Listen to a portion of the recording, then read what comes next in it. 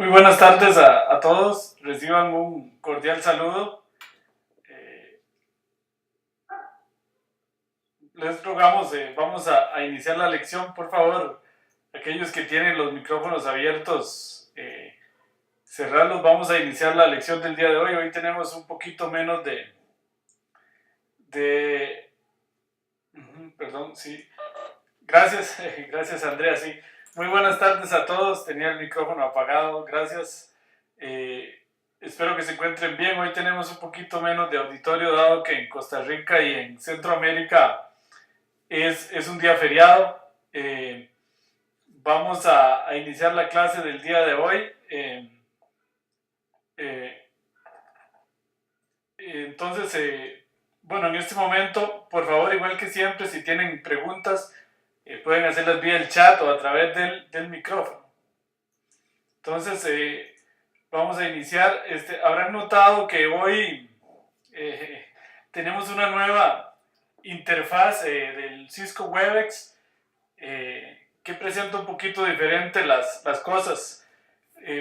Y por cierto, si les está quedando pequeña la pantalla de donde están viendo la presentación en este momento, pueden darle clic sobre un botón que aparece en la parte derecha superior para maximizar la ventana de manera que les aparezca en pantalla completa, o a otro botón que parece una lupa con un más en el centro.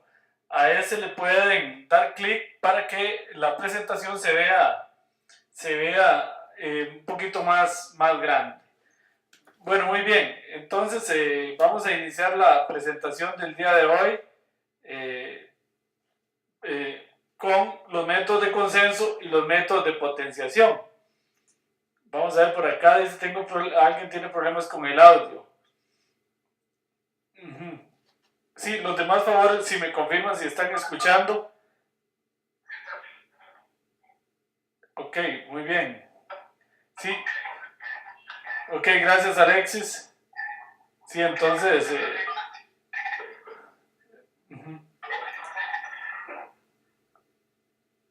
Sí, ok, muy bien. Si tenemos algún problemita ahí de feedback, vamos a ver quién es. Por favor, mantener los micrófonos apagados.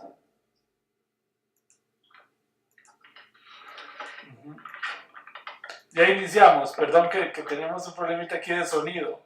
Ajá, David. Gracias.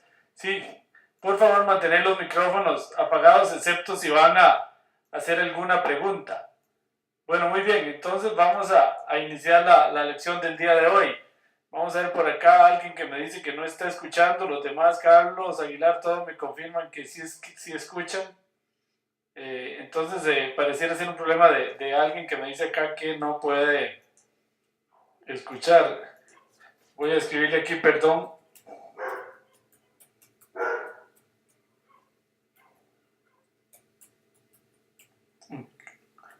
Ok. Bueno, muy bien. Entonces, vamos a iniciar la clase del día de hoy. Hoy vamos a... bueno, Andrea me dice que salió y volvió a entrar y ya escucha bien. Voy a sugerirle eso acá, si me dan un momentito a alguien que no nos está escuchando. Que es Ajá. Perdón, y ya iniciamos.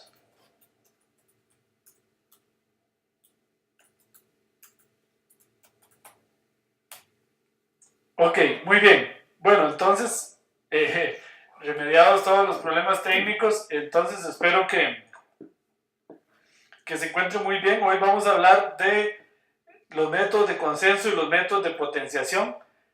Dos métodos muy modernos para el tema de predicción, de modelos predictivos, que son de los últimos 10, 15 años, lo cual es en estos temas algo muy nuevo.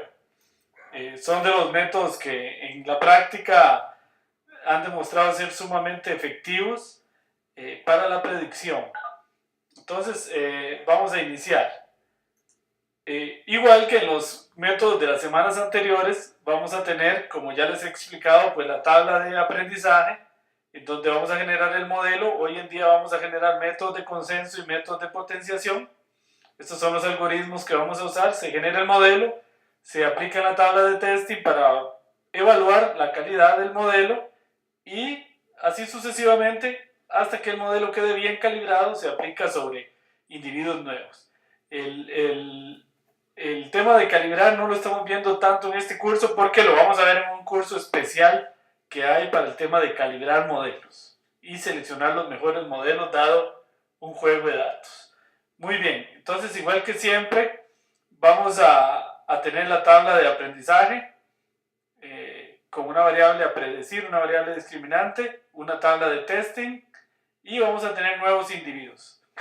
Que los nuevos individuos los vamos a ver en la próxima lección. Cómo es que se evalúan nuevos individuos ya en un modelo creado. Bueno, muy bien. Acá por alguna razón me repitió esas filminas. Ok, entonces los métodos de consensos, conocidos en inglés como los métodos de Bagging, tienen la siguiente idea. Dice, la idea es tomar m muestras aleatorias con reemplazo, lo que se conoce en inglés como bootstraps, de los datos originales y luego aplicar en cada una de ellas un método predictivo, para luego con algún criterio establecer un consenso de los resultados.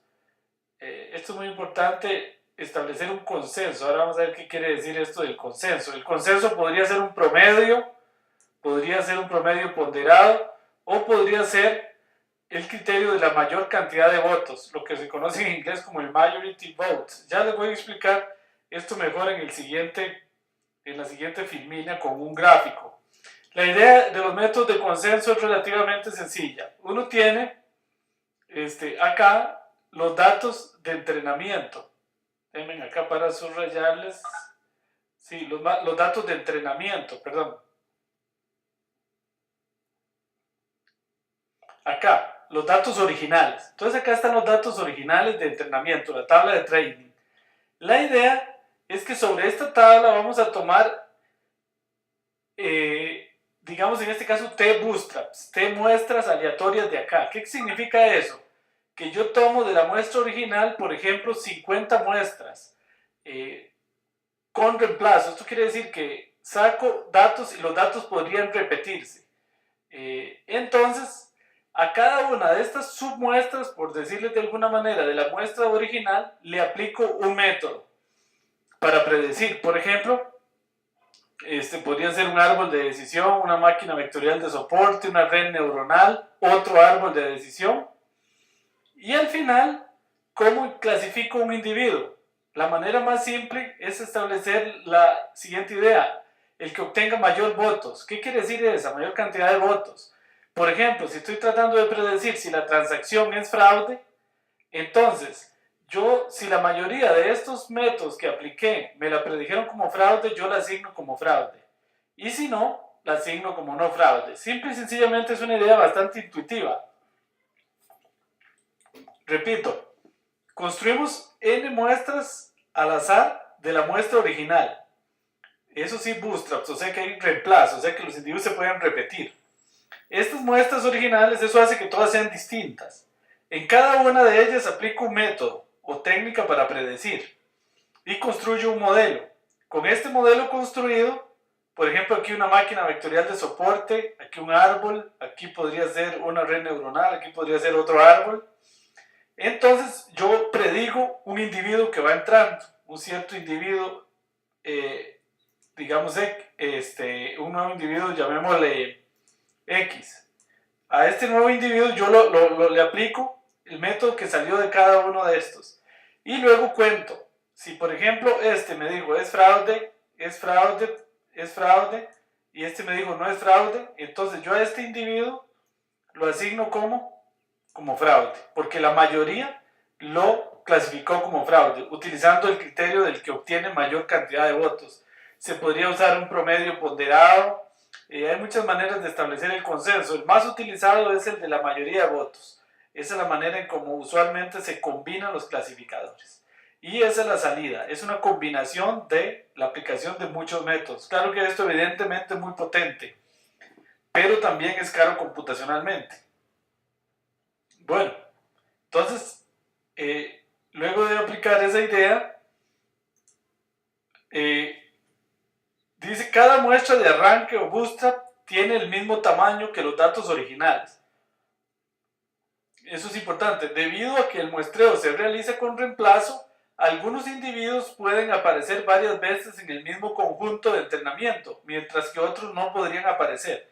Es decir, los bootstraps es tomar una muestra, si este tiene 1000 datos, yo tomo una muestra de 1000 datos, pero con reemplazo. Eso significa que los individuos podrían repetirse y algunos podrían no aparecer. Porque fuera sin reemplazo, todas las muestras serían iguales a la original, entonces no tendría sentido. Son muestras con reemplazo, lo que se conoce en inglés como bootstraps. Y entonces todas quedan de tamaño 1000, por ejemplo, si esta fuera de tamaño 1000, pero con repeticiones. ¿Ok? Esa es la idea. Bueno, entonces hay un resultado interesante matemático que dice el siguiente teorema. Dice, en promedio, una muestra de arranque de SVI Bootstrap contiene aproximadamente el 63% de los datos de entrenamientos originales. Eso es muy interesante ese resultado. Es decir, que en un Bootstrap de estos, una muestra tomada de aquí, obtiene aproximadamente el 63% de los datos que estaban aquí. Los demás van a ser repeticiones, el otro 37% van a ser repeticiones. Okay, por eso es que cada una de estas muestras es distinta y distinta a la original. Por eso entonces cada uno de estos, en cada uno de estos triángulos se construye un clasificador distinto, porque estamos aplicándola a una muestra distinta, a una muestra de aprendizaje distinta. Y por supuesto, porque podríamos estar aplicando métodos distintos, aunque también podría ser el mismo, como vamos a ver más adelante. Bueno, ahí está la prueba matemática de que ahí está aproximadamente el 63% de los datos, lo cual es muy interesante y curioso. ¿Ok? Y es sencilla la prueba, es que la probabilidad de aparecer de un individuo es esta, y cuando n tiende a infinito, tiende a 1 entre 1 sobre e, que es aproximadamente 0.63, o sea, el 63%. Bueno, entonces, siguiendo acá con la presentación, vamos a hablar específicamente de un método de consenso que es el más utilizado, que se conoce como bosques aleatorios, en inglés random forest. En este caso, como dice acá, todos los clasificadores del método de consenso son árboles. Dicho método se denomina bosques aleatorios o random forest. Es muy interesante. La idea es que acá tenemos los datos originales, tomamos la tabla de aprendizaje y de esta, igual que acabamos de explicar, tomamos muestras aleatorias, bootstraps, con reemplazo. Y en cada uno de estos generamos un árbol. Todos son árboles. ¿Por qué estos árboles todos son distintos? Porque cada bootstrap, cada muestra de estas es distinta. Tiene el 63% aproximadamente de los datos de acá, pero todos son diferentes. Ok, otra cuestión importante a tener en cuenta acá es esto que está acá en rojo. Dice, cada árbol usa m diferentes variables, aleatoriamente escogidas del conjunto de p variables originales, m menor que p. Digamos que tenemos p predictores. Entonces, en cada árbol usamos m predictores seleccionados al azar. Por ejemplo, si tenemos 50 predictores, podría ser que el método esté usando 30 variables distintas en cada caso, y no las mismas. Perdón que tenemos a alguien con el micrófono abierto. Por favor, si tienen los micrófonos abiertos, cerrarlos para que no se nos meta feedback. Ok, muchas gracias. Bueno, entonces esto es muy importante. ¿Cómo se selecciona esto? Con este parámetro que vamos a ver más adelante, no en este curso sino en otro, yo puedo decirle cuántas variables use. Ok, entonces cada uno de estos árboles es distinto porque cada muestra es distinta y porque cada árbol no usa variables distintas. Pueden coincidir algunas, pero las n variables de cada árbol, las m variables, son diferentes. Entonces esto nos construye un árbol distinto en cada una de estas muestras o bootstraps. Ahora, al final, el random forest usa en general el criterio de la mayoría de votos, es decir, asigna finalmente la clase a aquella que obtenga mayor cantidad de votos. Por ejemplo, si estamos determinando si un individuo es fraude o no, entonces contamos si este árbol dijo no es fraude, este me dijo no es fraude, este me dijo sí es fraude, y este me dijo no es fraude, entonces lo asigna a no fraude. En general, vean que lógicamente aquí la mayoría de casos, si vamos a usar el criterio de majority votes, se usa un número impar, para que no haya el problema de empate, porque podría haber aquí empate, ¿verdad? Entonces, para evitar empates, se estila usar T bootstraps, en este caso con T impar, para evitar el problema de empates. Ok, aunque cuando T es muy grande, la probabilidad de empate es muy baja también, ¿verdad? Que es lo que vamos a ver ahorita más adelante con Reitel, que vamos a usar 500 árboles. Entonces la probabilidad de empate es baja. Ok, no sé si tienen alguna pregunta hasta ahí del método. Ok, si tienen alguna pregunta del método de bosques aleatorios. Entonces, una explicación más, repito nuevamente para que les quede bien claro. Tenemos los datos originales. De ahí construimos la tabla de aprendizaje. De esta tabla de aprendizaje tomamos, en este caso, T muestras al azar con reemplazo. Eso significa que se pueden repetir los individuos. Por eso cada una de estas es distinta. En cada una de estas muestras genera un árbol.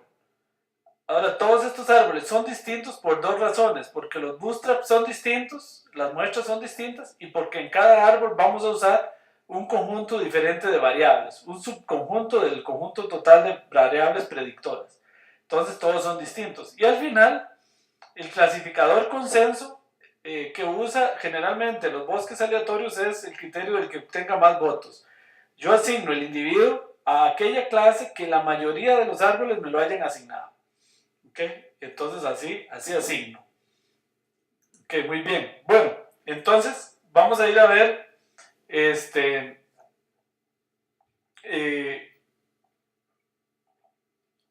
cómo se hace esto en Reitel. Ya ustedes conocen, es bastante similar a lo que hemos hecho con otros métodos. Acá está explicado, vamos a usar los datos de Iris nuevamente.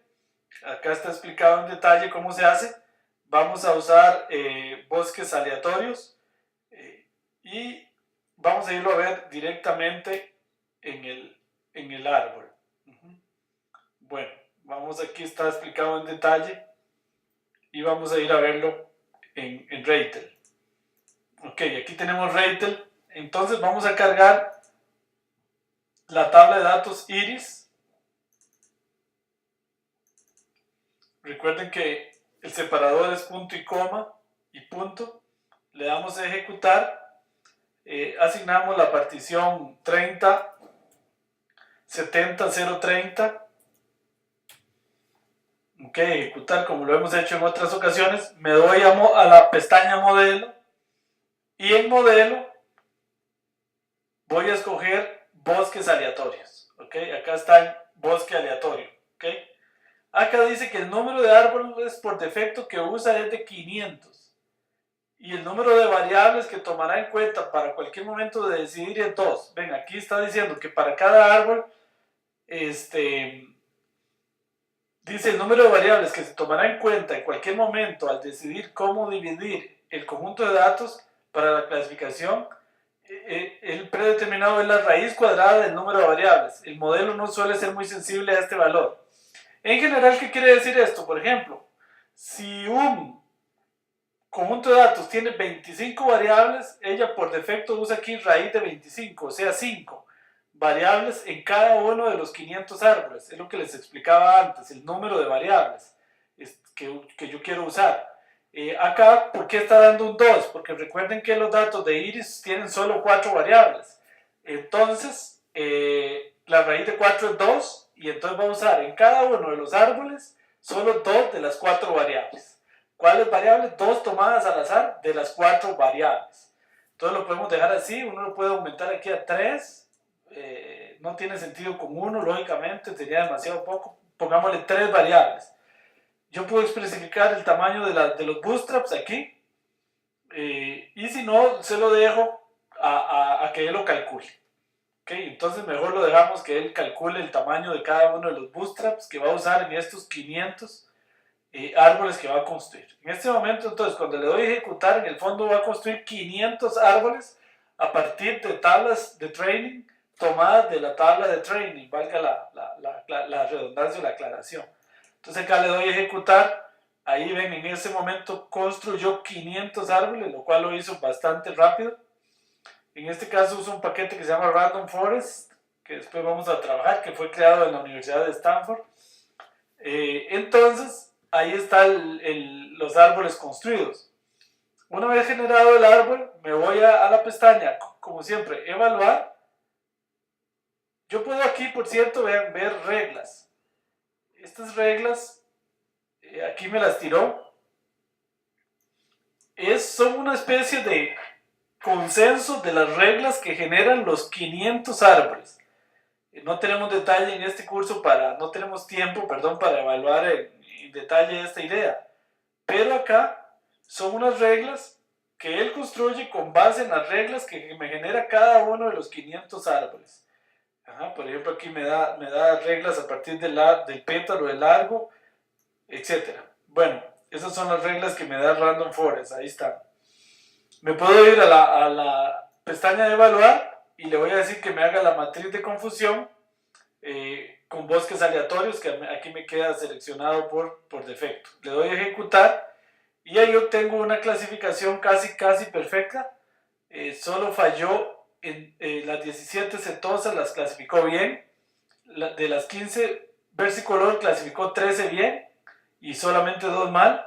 Y de las virgínicas, 13 bien de las 13. Aquí se puede ver que el error en general fue del 4% y una asertividad del 96%. ¿Ok? Muy bien. Entonces, no sé si tienen alguna pregunta hasta ahí. Ok, tenemos una participación bastante buena a pesar del día feriado. Bueno, muy bien. Entonces vamos a ir a correr a ver cómo nos va con el ejemplo de Credit Scoring, que es un ejemplo mucho más difícil, más desbalanceado, como ustedes ya conocen. Voy a abrir la tabla de aprendizaje que está en un archivo aparte. Le voy a decir ejecutar. Le digo acá que sobrescriba los datos. Ok. Luego cambio aquí las particiones. Le voy a decir 100, 0, 0, porque recuerden que la tabla de testing está en otro archivo. Le doy de nuevo ejecutar. Ya cargué los datos. Me voy acá a la pestaña modelo. Voy a decirle bosques aleatorios. Acá también son 4 variables, nada más. Recuerden que este ejemplo tiene poquitas variables, por eso aquí me aparece la raíz de 4, que es 2, me aparecen 2 variables. Voy a incrementarle para que use 3 variables. Voy a hacer 500 árboles nuevamente. ¿Ok? Y entonces le voy a decirle aquí 2 variables mejor, porque si no podría durar un poquito, porque esta tabla de datos es grande. ¿Ok? Muy bien, entonces le voy a dar a ejecutar. Ahí está en este momento generando los 500 árboles que vamos a usar en el método de consenso. Ya los generó. Ok. Acá nuevamente puedo ir a ver reglas. Si quiero ver las reglas, ahí me las genera. Las reglas que les mencionaba que me da Random Forest. Ok. Bueno, ahí están algunas de las reglas. Y voy a ir a decirle evaluar.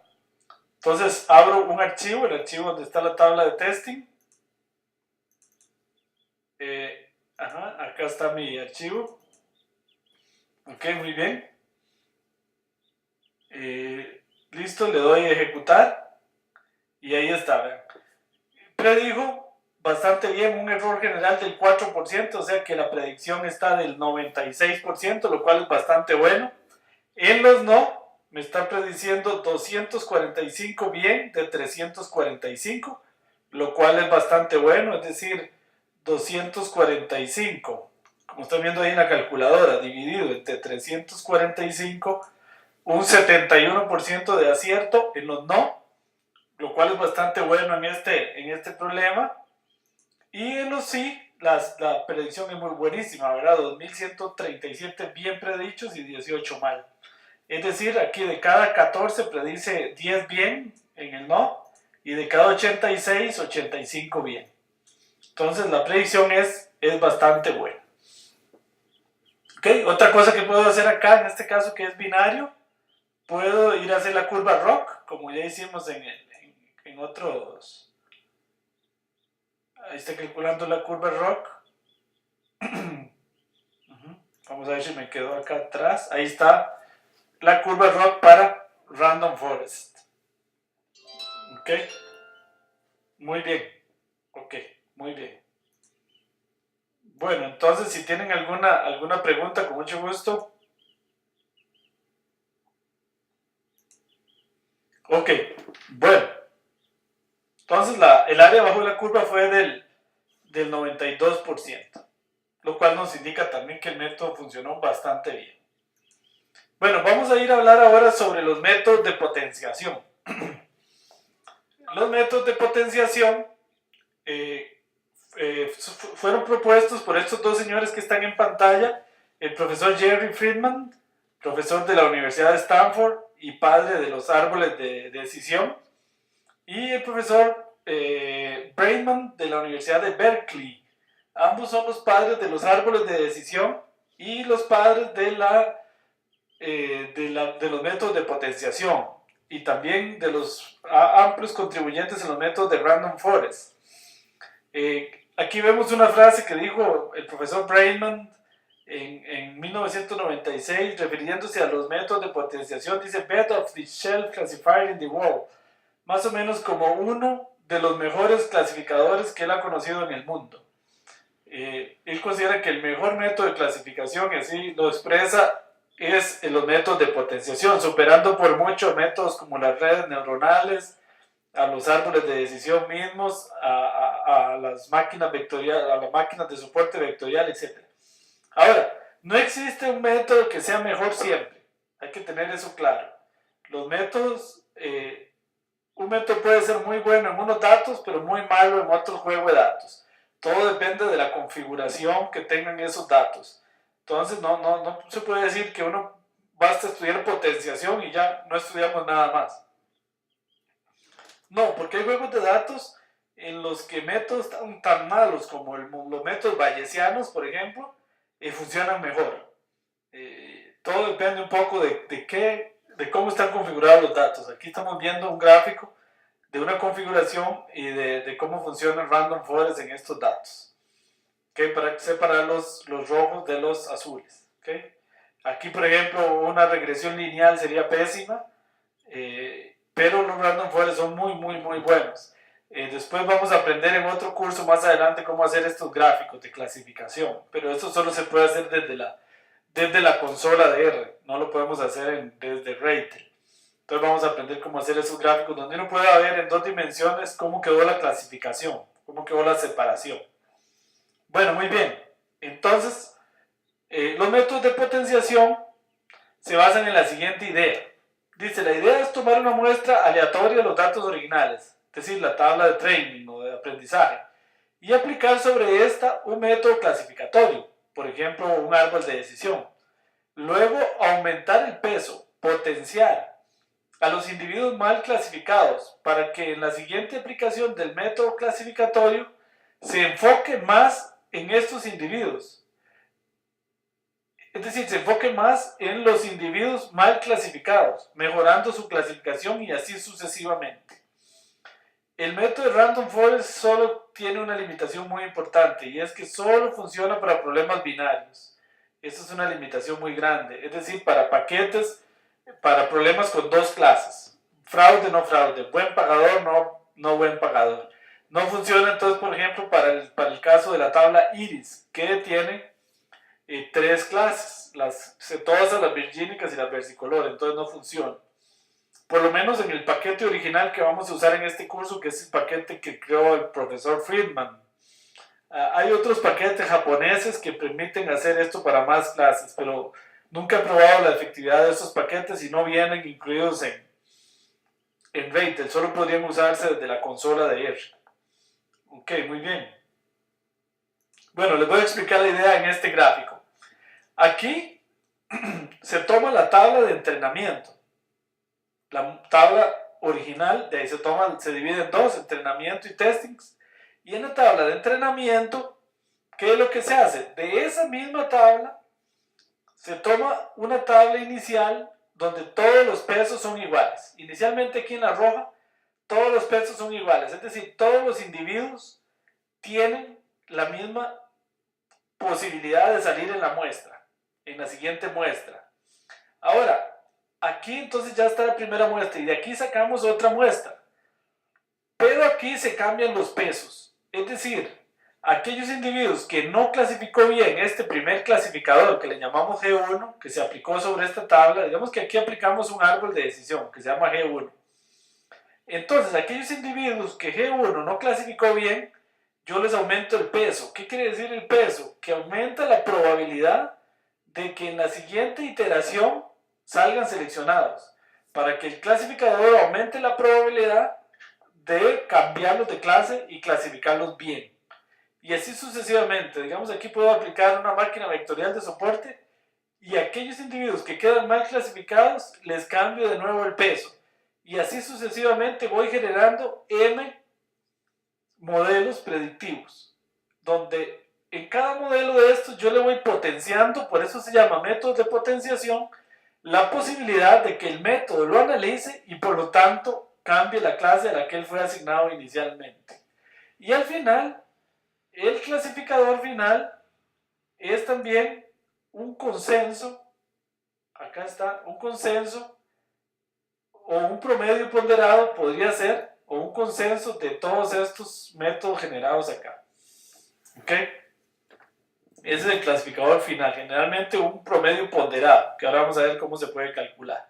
Estos son clasificadores, entonces repito, este clasificador digamos es un árbol de decisión, se le aplica los datos originales. Luego tomo una nueva muestra de datos, pero en esta muestra le doy mayor peso o probabilidad de salir a aquellos individuos que este método clasificó mal. Entonces le aplico otro método, podría ser nuevamente un árbol o podría ser otro método. Y así le aplico otra vez otra muestra en la que le aumento la potencia, por eso se dice se potencian, o le aumento la probabilidad de ser seleccionados en esta muestra a los individuos que aquí fueron mal clasificados.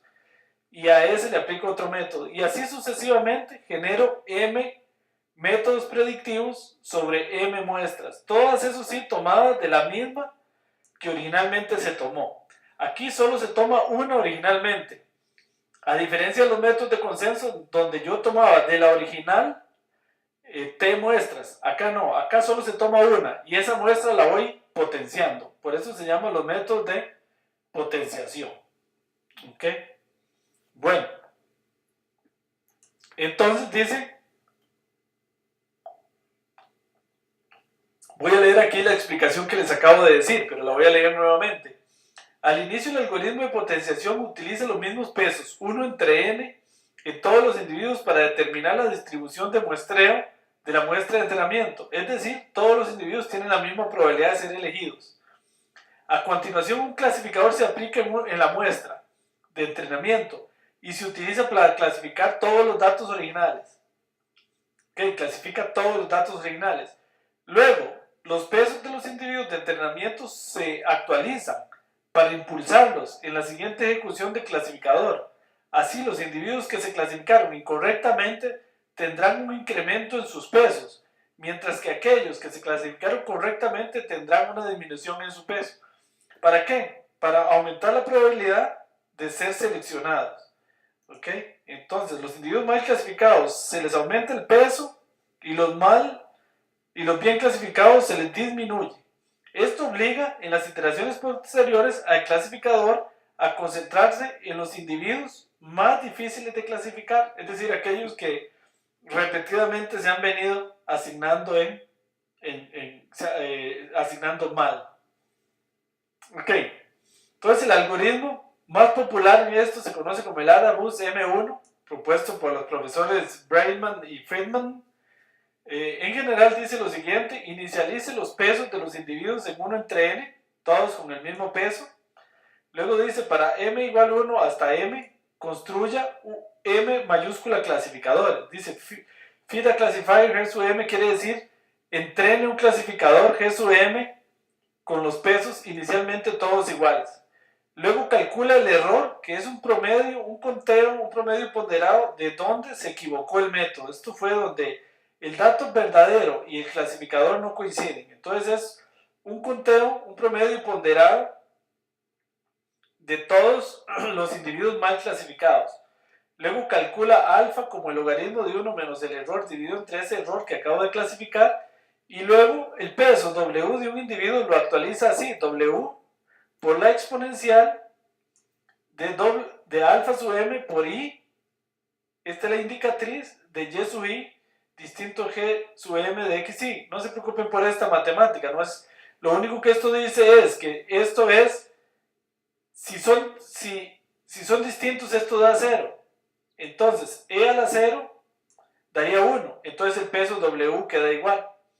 Si esto es distinto de 0, entonces E da algún valor y aumenta W. Entonces este paso lo que hace es en efecto aumentarle el peso a aquellos individuos que fueron mal clasificados y disminuírselo o dejárselo igual a aquellos individuos que fueron bien clasificados. Y al final, el clasificador final es el signo del promedio de los clasificadores anteriores, tomando en cuenta este peso. Entonces hace un promedio de todos los clasificadores que se construyeron para atrás, es decir, el clasificador final es el promedio de todos estos. Eso sí, el promedio ponderado. Ok, muy bien. Les voy a hacer acá un ejemplo de ejecución del método. Vean, estos son los individuos que tenemos originalmente, digamos en una tabla, son punto 1, punto 2, punto 3, punto 4, punto 5, punto 6, punto 7, punto 8, punto 9 y 1. Esos son los individuos que vamos a clasificar. El peso inicialmente en el round, vean aquí está en el round, quiere decir el número de iteración, todos valen, todos son iguales, punto 1. Ok, punto 1, punto 1, punto 1. Todos pesan igual y esto tiene que sumar 1, por eso todos valen punto 1. Entonces, en el round inicial, seleccionó, en el primer boosting, seleccionó los números punto 1, punto 4, punto 5, punto 6. Ojo que punto 6 está repetido. Punto 7 está repetido 3 veces. Luego seleccionó punto 8 y luego el 1. No seleccionó el punto 9, no seleccionó el punto 3. ¿Por qué? Porque las muestras que se toman son con reemplazos, son bootstraps. Y aquí está cómo lo clasificó. 1, menos 1, 1. Digamos que menos 1 es que le dijo que es fraude y 1 es que le dijo que no era fraude. Ahora, en la siguiente iteración, vean acá, resulta que punto 1, punto 2, digamos que estos tres los clasificó mal, aquí los clasificó mal. Entonces él los potencia, vean, le aumenta el peso a x igual punto 1, a x igual punto 2 y a x igual punto 3. Ya el peso no es punto 1, sino punto 311, punto 311, punto 311. Y a los demás le disminuye el peso de punto 1 a punto 001. ¿Por qué? Porque estos de aquí para acá sí los clasificó bien. Entonces aumenta la probabilidad de que estos tres salgan en el siguiente tiro. Punto 1, punto 2, punto 3. Entonces observen que en el segundo round de la corrida, en el bootstrap, seleccionó a punto 1 2 veces. A punto 2 lo seleccionó 4 veces. ¿Ok? Y a punto 3 lo seleccionó 4 veces. ¿Por qué? Porque yo le aumenté aquí la probabilidad de ser seleccionados. Corro el método y ahora los clasificó todos como 1. ¿Ok? Ya los clasificó bien. Entonces en el tercer round, que sería este, ya les bajo otra vez un poquito el peso. Y a los demás se los aumenta. Y se los disminuye de viaje a estos tres porque estos tres ya fueron bien clasificados en los dos pasos anteriores. Entonces, en el siguiente tiro selecciona punto 2, punto 2, punto 4, punto 4, punto 4, punto 4, punto 5, punto 6, punto 6 y punto 7. A punto 8 y punto 9 y 1 ya no los tomó en cuenta porque ya los tiene bien clasificados. Y así sucesivamente, el método de boosting lo que hace es que va ejecutando el método y va seleccionando en training aquellos individuos mal clasificados para aumentarle la probabilidad de que el método los cambie. y queden bien clasificados en el siguiente paso. Ok, bueno, no sé si tienen alguna pregunta o comentario hasta ahí. Ok, entonces para ir resumiendo, voy a ir hacia atrás a comparar los métodos para que les quede claro la diferencia. Vamos a ver si los están viendo allá. En los métodos de consenso que vimos en la primera parte de la clase, uno selecciona n bootstraps de la tabla de entrenamiento original y a cada uno de estos aplica un método y luego logra un consenso. Entonces toma t muestras originales de la muestra de entrenamiento. Mientras que en el método de boosting no es así. En el método de boosting solo tomo una muestra, la tabla de entrenamiento, y a partir de esa voy tomando muestras que potencian aquellos individuos, voy tomando bootstrap de esta, pero en la que tienen mayor probabilidad de ser electos los individuos que fueron mal clasificados. Y así sucesivamente, los bootstrap los voy tomando del bootstrap anterior, ¿ok? Aumentándole la probabilidad a aquellos que fueron mal clasificados. Ok, esa es la diferencia. Bueno, muy bien, no sé si tienen alguna pregunta hasta ahí o comentario.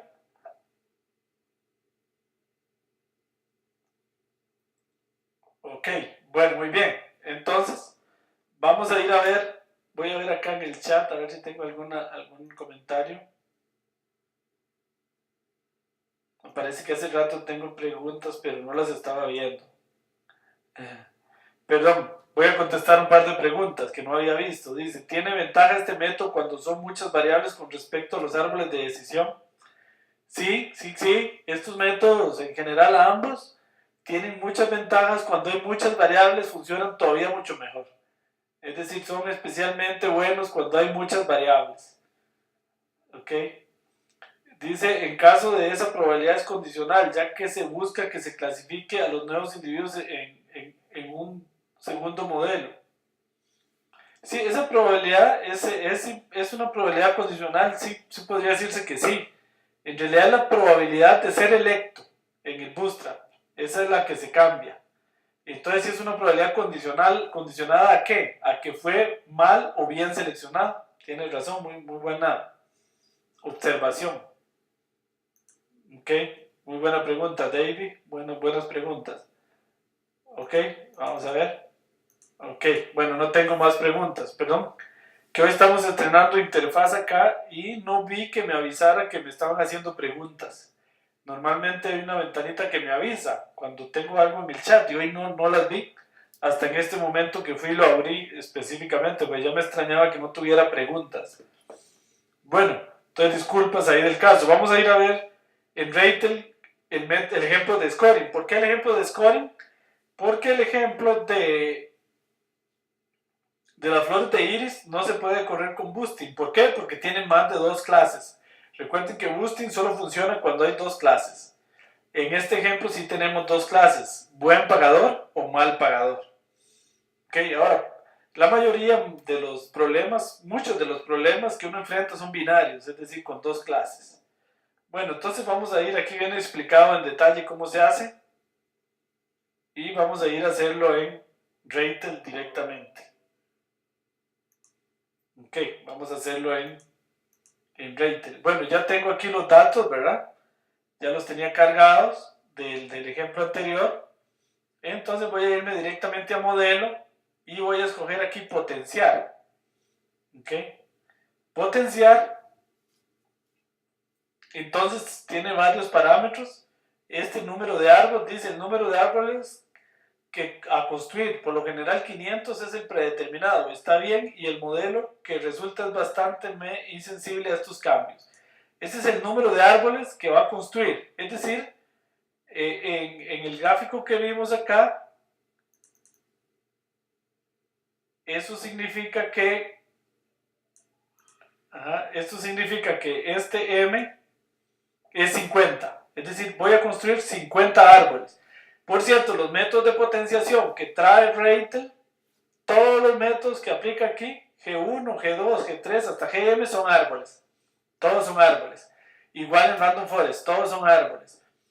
Yo podría aplicar aquí un support vector machines, una regresión, un árbol, otro árbol, pero tengo que hacerlo desde la consola. En el método que trae Ratel, por defecto, todos son árboles, ¿ok? Pero es lo que más se usa en ADA Boosting, son árboles. Ok, bueno, entonces eso quiere decir que va a usar 50 árboles, uno tras otro. Profundidad máxima es la profundidad máxima de cualquier árbol en la ejecución, es decir, dado un árbol acá, digamos el segundo árbol, la profundidad máxima de ese árbol va a ser 50. 30. 30 es la profundidad máxima. Y esto es la división mínima en los árboles.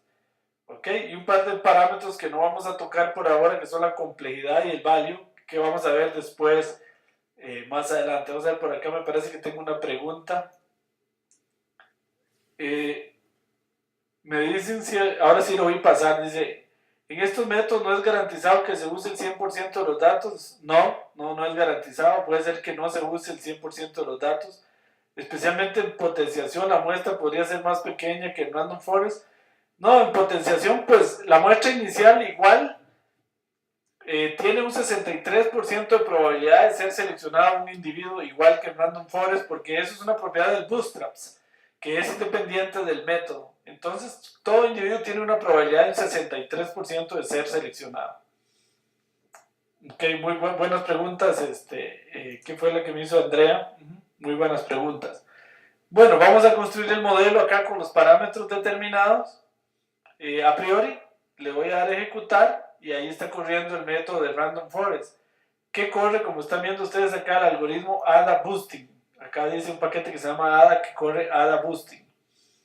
Bueno, aquí está, duró 2.11 segundos, lo cual no es mucho para la cantidad de datos que es considerable. Si me voy a evaluar, entonces le puedo decir que me haga la matriz de error del método potenciar, le doy a ejecutar. Acá, perdón, para evaluar tengo que seleccionar el archivo, no lo he seleccionado, no tengo datos. Entonces voy a seleccionar el archivo, ahí lo selecciono, ahora sí. Me dio un error porque no había seleccionado el archivo. Le doy a ejecutar y ahí está. Observen que el error general fue del 5%, un 95% de éxito. La predicción fue bastante buena en los no, muy buena en los sí. Y en general el porcentaje es igual. De cada 14, 10 no predijo bien y 4 no. Y de cada 86 sí, 85 bien y 1 no. Es bastante similar al resultado que nos dio Random Forest para este ejemplo. Ambos bastante buenos. Ok, esa sería la matriz de confusión o de errores. Voy a hacer la curva ROC y le doy ejecutar. Ahí están viendo la curva ROC para el método de ADA Boosting. Ok, vamos a ver si hoy, la vez pasada no me quiso hacer dos al mismo tiempo para compararlos. No sé por qué me dio un error. Bueno, el área es del 94%. Voy a darle hoy. A ver, la vez pasada recuerden que me dio un pequeño error y no me lo generó. Sí, hoy me está dando el mismo error. Que no sé qué es. No, es que tengo que seleccionar el archivo. Ahí está, sí. Sí, es que creo que fue lo mismo que me pasó la clase pasada. Ahí están ambos gráficos. No había seleccionado el archivo sobre el cual. Aquí ven que en celeste está Random Forest. Vamos a hacer un poquito más grande. Y en rojo ADA Boosting. Como se puede ver, el método de ADA Boosting es mejor que el Random Forest. Tiene una parte aquí donde le gana. Entonces el método de ADA Boosting es relativamente mejor que Random Forest en esta tabla de datos. Y ambos son bastante buenos. Ambos son bastante buenos. Ok, sí, es que no había seleccionado que usara esta. Eso fue el mismo error que tuve en la clase anterior. Puedo comparar. Voy a correr un árbol de decisión por defecto. Ahí está. Y voy a correr Support Vector Machines. Ahí estamos corriendo Support Vector Machines. Y voy a correr red neuronal. Aunque todavía no lo hemos visto, pero vamos a correrlo para comparar. Ahí está la red neuronal. y vamos a correr regresión logística. Regresión logística. Y vamos a ir a evaluar y a comparar la curva ROC en este archivo. Con árboles, potenciación, bosques aleatorios, máquinas de soporte vectorial y regresión logística.